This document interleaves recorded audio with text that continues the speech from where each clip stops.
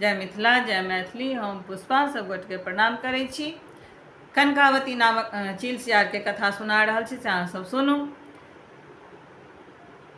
कनकावती नामक नगर छल। ओहि नगर के बीचो बीच एकटा नर्मदा नदी बहै छलखिन। ओहि नदी के किनार पर एकटा पाकरि के गाछ, बहुत विशाल पाकरि के गाछ रहे। ओहि गाछ के धोधरि में गिदड़नी निवास करै छलखिन और डारि पर चील।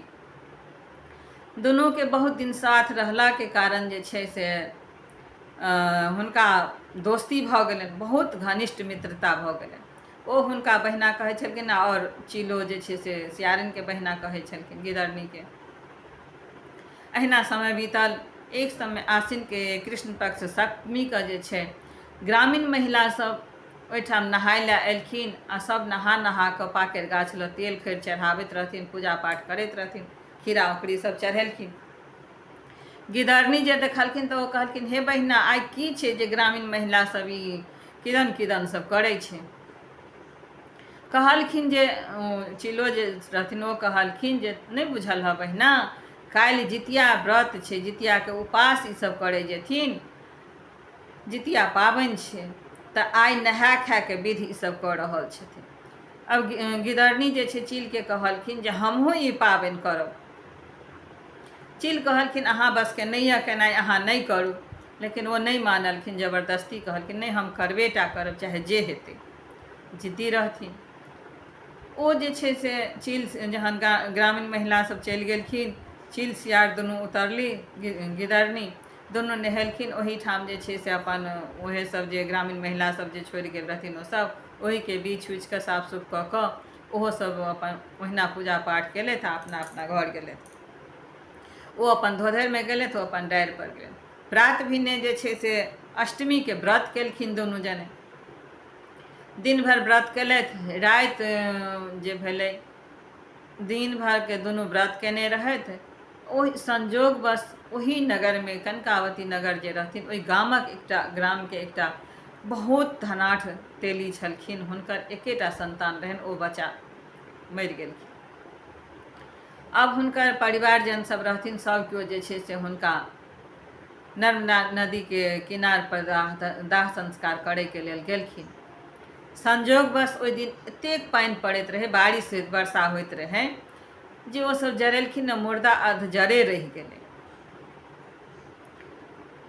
एम्हर गिदड़नी जखन ओ की कहै छै जे लाश जरैत देखलखिन आ सूंघलखिन, हुनका खुशबू जे लगलनि नाक में, भूख सँ ओहि के कारण भूख सँ बेचैन भऽ गेलखिन। ओ जहन ग्राम सब चलि गेलखिन दाह संस्कार कऽ कऽ, निशा राति भेल तऽ हुनका भूख आब बर्दाश्त नहि भेलनि। ओ की केलखिन जे गिदड़नी के चील के पूछै छथिन, हे बहिना, सुतल छ कि जागल? चील कहलखिन, ने सुतल छी ने जागल छी, नगर के चर्चित लैत छी। गिदड़नी सोचलखिन ई तऽ बहिना हमर जगले छै। फेर कनी काल शांत भेलथि। ओकरा बाद में फेर थोड़े देर बाद पूछै छथिन जे हे बहिना, चील सुतल छ कि जागल छ? चील कहलखिन, ने सुतल छी ने जागल छी, नगर के चर्चित लैत छी। आब गिदड़नी फेर सोचलखिन ई तऽ बहिना हमर जगले छै। ओ अपन थोड़े देर फेर चुप भऽ गेलै। थोड़ेक देर बाद में जे छै से फेर चील के पूछै छथिन। आब चील मन में सोचलखिन कि जे एकरा जे छै न, कोनो ने कोनो बात छै, तैं लऽ कऽ हमरा ई बार बार पूछैया।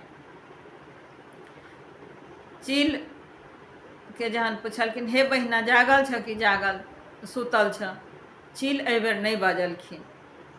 कहलखिन देखिए की तमाशा करैया, मने में सोचलथि। गिदड़नी सोचलखिन जे आब तऽ बहिना सुति रहल। ओ धोधरि में सँ निकललथि। मुर्दा अँचिया जे रहे तो बारिश के कारण कनि मिझा गेलै, कनि मनि जरैत जे रहे से ओ की केलखिन, नर्मदा के जल आनि आनि कऽ मुँह लऽ कऽ ओकरा मिझेलथि। अधजरा मांस जे रहे, लाश जे रहे, मुर्दा जे रहे, ओकरा अपन ओ की केलथि, खूब भरि पेट खेलथि, जेना कतेक दिनका भूखल छै तहिना खा कऽ। और जे छै जे बचल खुचल रहे से मांस आनि कऽ जे छै धोधरि में रखलथि। क्षुद्र जाति तऽ होइते छै गिदड़ सब। ओ की केलखिन, धोधरिमे आनि कऽ अपन जे छै आ चील ऊपरसँ सभटा हिनकर कारस्तानी देखैत छलखिन। ओ की केलथि जे धोधरिमे जखन जखन राति बीतै आ हुनका भूख लगनि तऽ अपन उठा कऽ खा लैथ। कटकटके आवाज सुनि कऽ चील पुछलखिन, हे बहिना, कथीके कटकटके आवाज अबै छ? तऽ कहलखिन, नहि बुझल हँ जे भरि दिनक सहल जे छी ने से करवट बदलै छै, से वएह हड्डी मरमराइ छै। ई बात सुनि कऽ आओर चीलके बहुत दुख भेलनि जे देखियौ, ई तऽ भरि पेट मांस खा कऽ आयल हँ, एखनहु खाइए, लेकिन हमरा सङ्गे झूठ बजैए। ई जितियाके व्रत केलक, एकरा हम मना करै छलिए जे तू व्रत नहि कर, तोरा बुते नहि हेतौ, लेकिन ई बात नहि मानलक। आ ई व्रत जे छै भङ्ग कऽ देलकै हँ, की हेतै एकरा सङ्ग? इएह सोचमे राति कहुना बीतल। प्रात भेलै, गामक महिलासभ एलखिन, ग्रामीण महिलासभ सब स्नान कऽ कऽ खीरा उखड़ी चढ़ेले तऽ पारण करे जाइ गेलथि। जहन ओसभ चलि गेलखिन तऽ गिदरनी चीलके कहै छथिन, बहिना आब चलऽ ने हमहूँ सब पारण करी। चील तऽ दुखी रहथिन, ओ कहलखिन जे तू जा, हम बादमे करब। तऽ नहि करब तऽ सङ्गे करब। चील एलखिन, दुनू जने स्नान केलथि। ओहीठाम जे छै से दतमनि जे करैत रहथिन, ओहि दतमनिके चील की केलखिन, पाकड़ी गाछके और नर्मदा नदीके साक्षी राखि कऽ ओहिठाम खोसि देलखिन आ कहलखिन, हे पाकड़ि गाछ, हे नर्मदा नदी, जँ हमरा कहियो भविष्यमे कहियो जे हमर एकर जरूरत पड़त तऽ अहाँ हमर साक्षी रहब। और ई बात कहि कऽ खोसि देलखिन। तकरा बादमे जाकऽ दुनू नहेलथि और नहा धो कऽ जे छै पारण केलथि। अपन अपन धोधरि घर अबै जाइ। गिदरनी एली धोधरिमे और चील गेली अपना डारि पर। समय बीतल। एक समय एहन भेलै जे काशी प्रयागमे जे छै से कुम्भ लागल रहै। गिदरनी और चील दुनू गेलखिन ओहिठाम प्रयाग नहाय लए।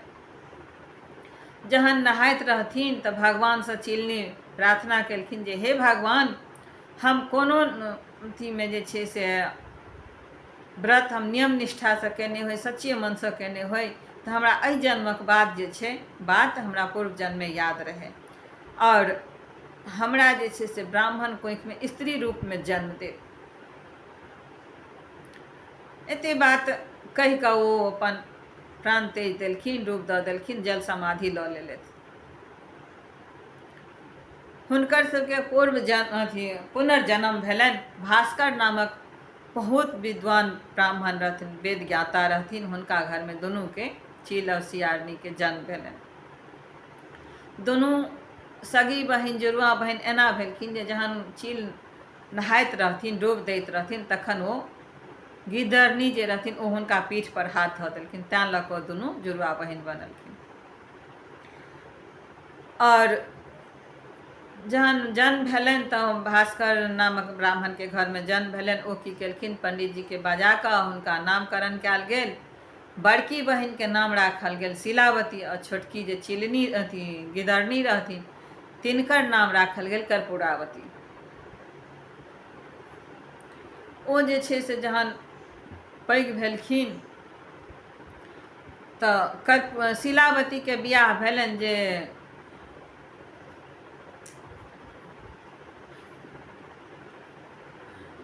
शिलावतीके बियाह भेलनि मलय केतु नामक राजा रहथिन, तिनकर मंत्री जे छलखिन हुनकासँ विवाह भेलनि। और कर्पूरावतीके बियाह भेलनि मलय केतु नामक राजासँ। दुनू बहिन सुखपूर्वक अपन अपन जीवन बिताबैत रहथिन। शिलावतीके एकाएक कऽ कऽ 7टा बेटा भेलनि, आ कर्पूरावतीके बेटा तऽ भेलनि लेकिन हुनकर मरि जाय। शिलावतीके बेटा सब जहन सियान भेलखिन, हुनका अपन 7 बेटाके बियाह भेलनि।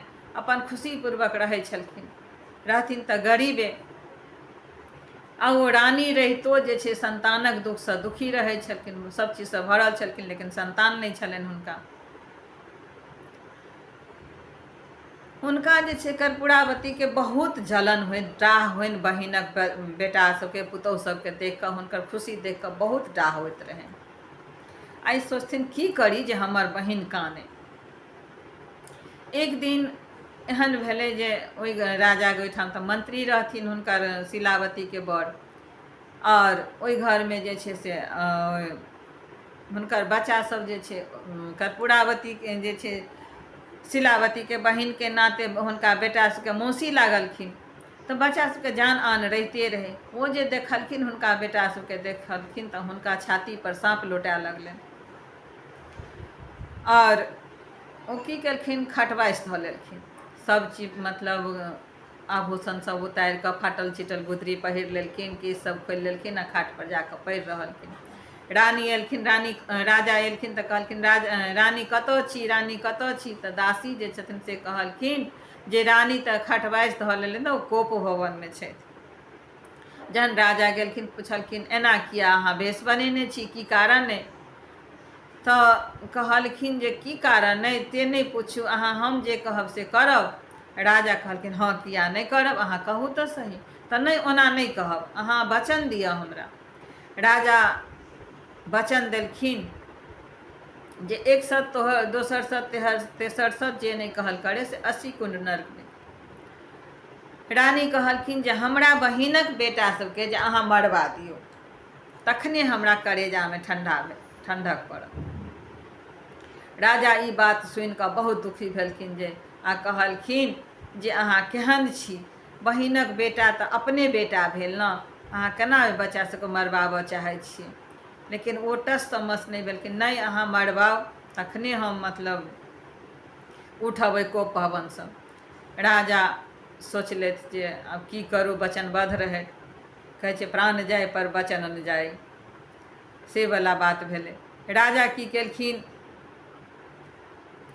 कसाइ सबके बजा कऽ और कहलखिन जे मंत्रीके जे सातो बेटा छै तकरा सबके मरवा दही, मारि दही तू। अपन ओकरा जे कोनो बहाने जंगलमे लऽ गेलखिन। संजोग बस ओहि दिन जितिया पाबनि रहै आ शिलावती आ हुनकर पुतौह सब केओ जितियाके व्रत केने रहथिन। ई कसाइ सब जे रहै हुनकर रूप सब देख कऽ जे छै, बच्चाके रूप सब देख कऽ जे छै से एतेक सुन्दर राजकुमार सा लगैत रहथिन।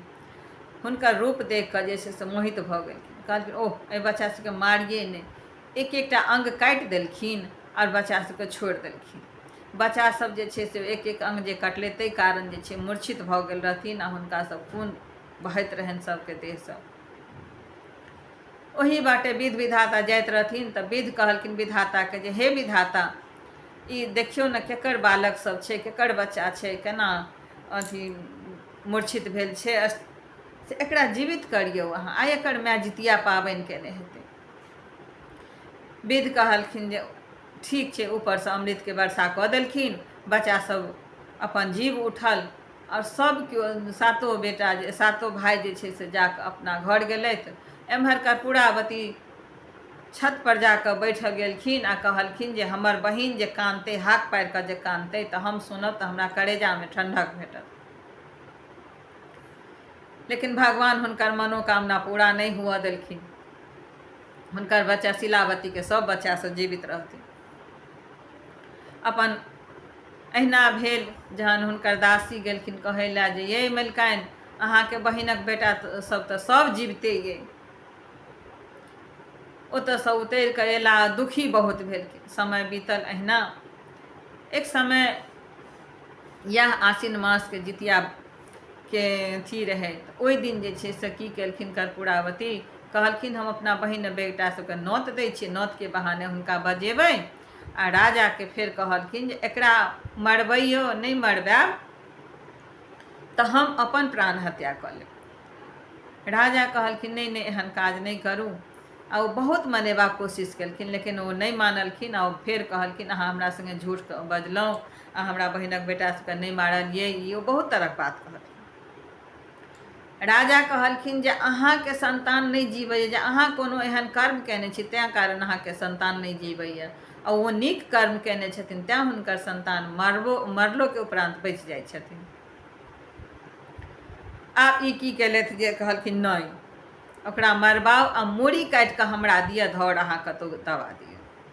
ओ की केलखिन जे एकटा तरहारा खुनलथि आ सातो बेटाके नोत देने रहथिन तऽ सब मौसी घर अपन खायके लेल एलखिन। जहिना एकाएक आबैत गेलखिन।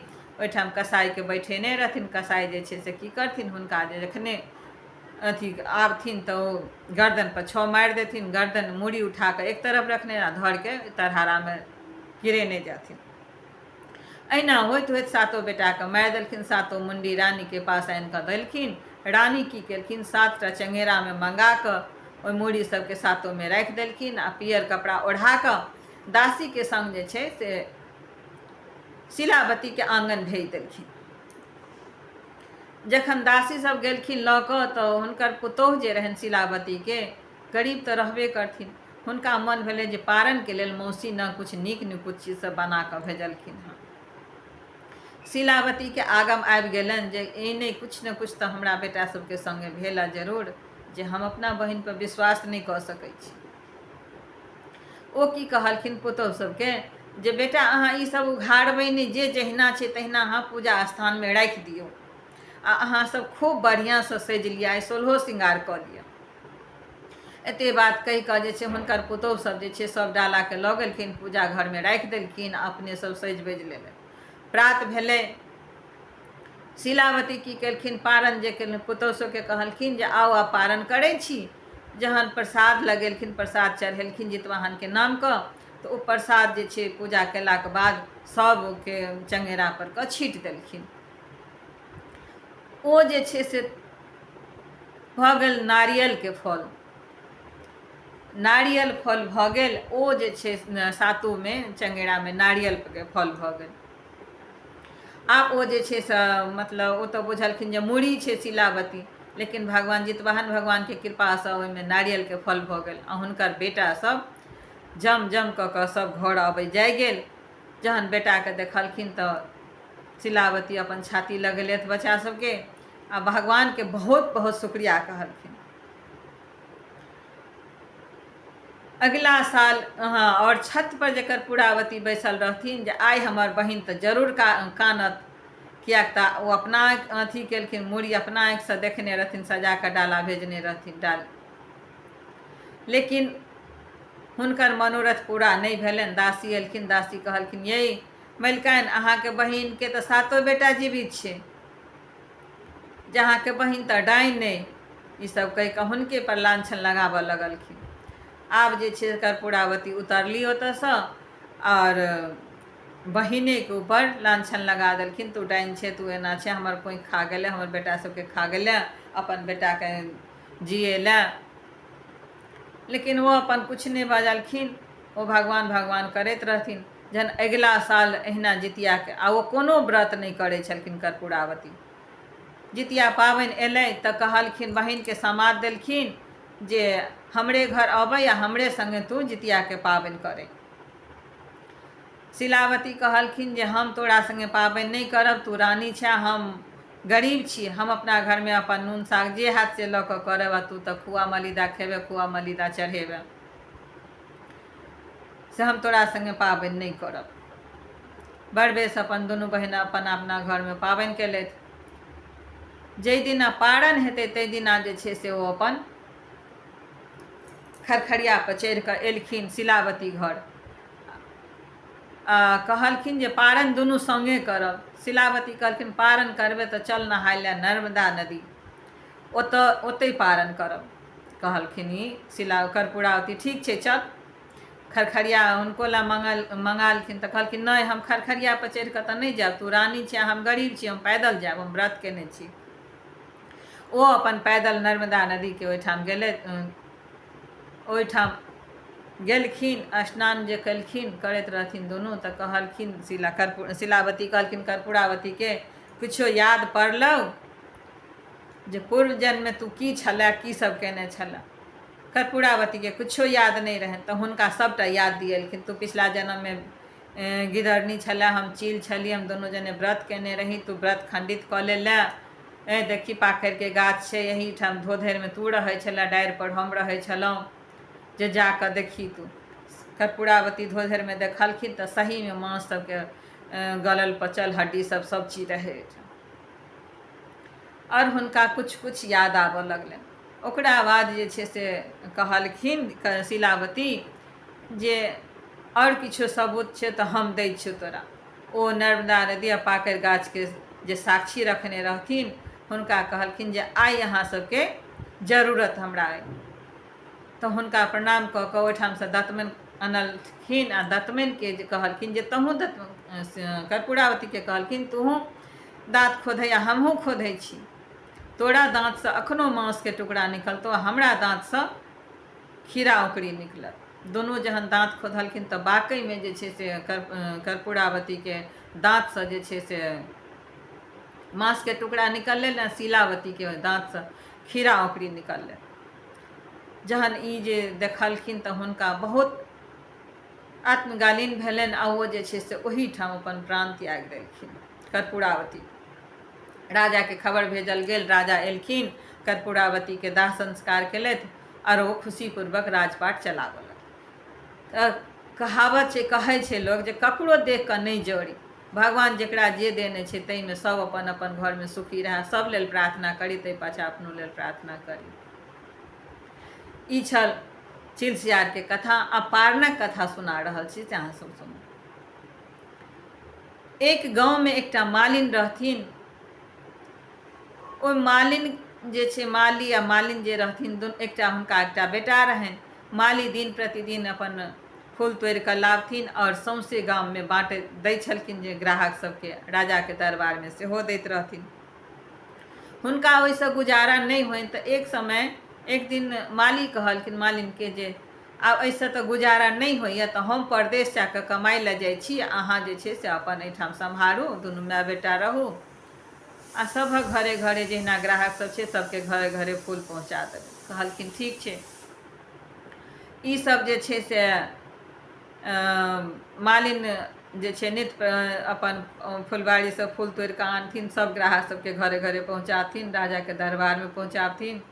अहिना होइत होइत आश्विन मास एलै। ओ जितियाके व्रत केने रहथिन। जितियाके व्रत जे केने रहथिन तऽ दिन भर तऽ बीतल, रातिमे हुनका से एतेक चिन्ता भऽ गेलनि जे केना की करबै हम, काल्हिखन कोना हम पारण करबै, कोना पूजा पाठ करबै और कोना कऽ हम ग्राहक सबके फूल माला पहुँचेबै। एही बातक गुंधुनमे रातिमे ओ रहलथि। जहन नहि नींद भेलनि तऽ ओ की केलखिन, ओह बैठले नहि नींद होइए, जाइ छी अपन भानसे भात बना दै लए।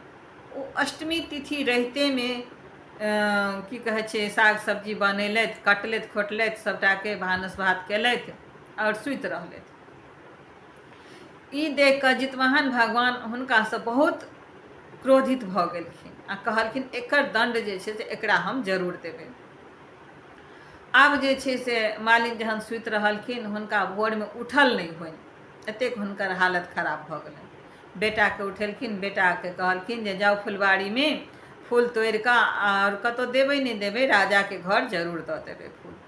बेटा जखन फूल लाबऽ गेलखिन, ई मालिन जब भोर भऽ गेल तऽ कहुना कऽ उठल और नहा धो कऽ पूजा पाठ केलथि आ बासिए जे बनेने रहथिन भानस भात, ते भोजन जे छै से भगवानोके चढ़ेलथि आ अपनो खाइ लए बैठलथि। जहिना जहिना ओ बासी खाना खाथिन तहिना तहिना जितवाहन भगवान अजगरके रूप धऽ कऽ जे आयल रहथिन फुलबाड़ीमे, हुनका बेटाके निगलने जाथिन।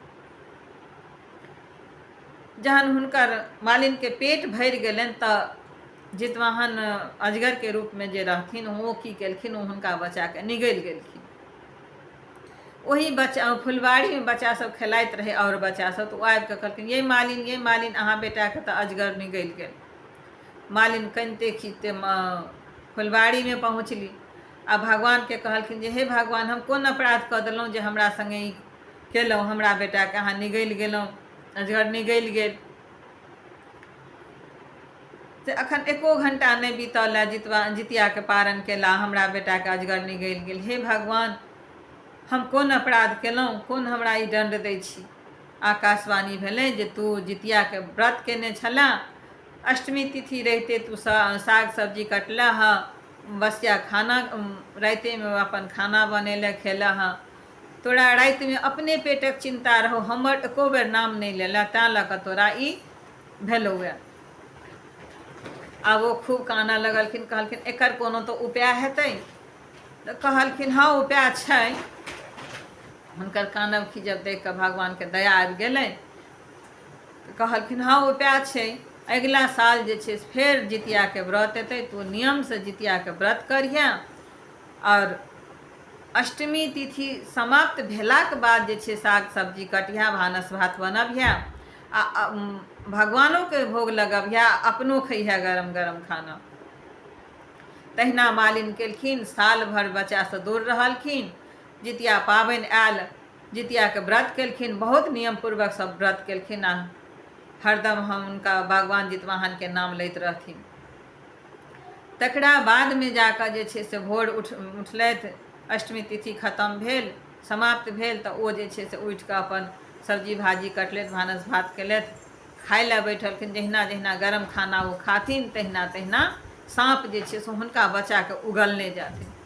मालिनके जहन खानासँ पेट भरि गेल, अजगर जे छै से हुनका बच्चाके पूरा उगलि देलखिन। आब जे छै से उगलि देलखिन, मालिन जे छै जाकऽ फुलबाड़ीमे देखै छथिन बच्चा हुनकर ओहिठाम ठाढ़ छथिन, बच्चाके भरि पाँचके गला लगेलथि और जितवाहन भगवानके धन्यवाद देलखिन जे हे भगवान, हमरासँ पिछला साल जे गलती भेल ताहिके लऽ कऽ माफ़ करू, आ एहिबेर हम नियमपूर्वक व्रत केलहुँ हँ, अहाँ हमर मनोकामना पूर्ण केलहुँ, ताहि लऽ कऽ अहाँके बहुत बहुत बहुत शुक्रिया। तऽ जे केओ अहाँसब व्रत करब, सबसँ प्रार्थना अइ, हाथ जोड़ि कऽ विनती करै छी अहाँ सबके जे अष्टमी तिथि रहैतमे साग सब्जी नहि काटब, कोनो चीज नहि खोटब, ककरो लेल बुरा नहि सोचबै, सभक लेल प्रार्थना करब, ताहि पाछाँ अपनो बाल गोपालके लेल प्रार्थना करैत रहब। जय जितवाहन।